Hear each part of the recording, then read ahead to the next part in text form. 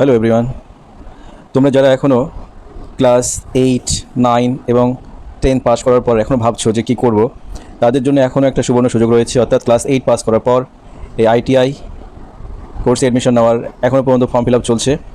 বা যারা 10th pass করেছো, পাস করার পর হয়তো 11-এ অ্যাডমিশন নিয়েছো, কিন্তু পাশাপাশি ভাবছো যে আমরা কী করতে পারি বা আমাদের আর রাস্তা কী খোলা আছে, তাদের জন্য বলছি তারা এখনও কিন্তু আইটিআই অ্যাডমিশন নিতে পারে। সে স্কোপ এখনও আছে, আমি একটু পরে দেখাচ্ছি সে স্কোপ কোথায় আছে, কীভাবে আছে।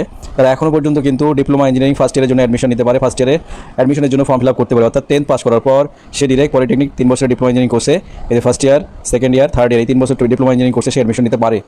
সেই অ্যাডমিশন নেওয়ার প্রসিডিওর এখনও চলছে, ফর্ম ফিল আপ এখনও চলছে।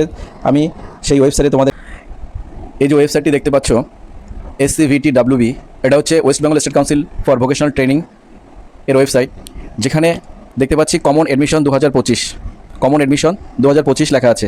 অর্থাৎ 2025 সালে আইটিআই এবং ডিপ্লোমা ইঞ্জিনিয়ারিং অ্যাডমিশনের এখনও পর্যন্ত পোর্টালটা ওপেন আছে।